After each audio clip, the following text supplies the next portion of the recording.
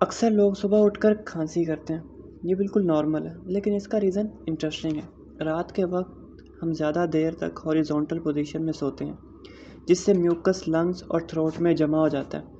Morning में body इस mucus को क्लियर करने के लिए कफ रिफ्लेक्स स्टार्ट करती है।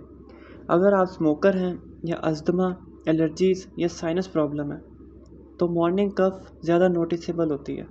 इसका सलूशन क्या है?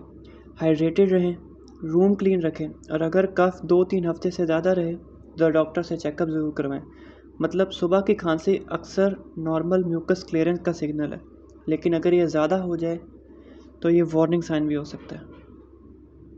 And as always, stay happy and healthy.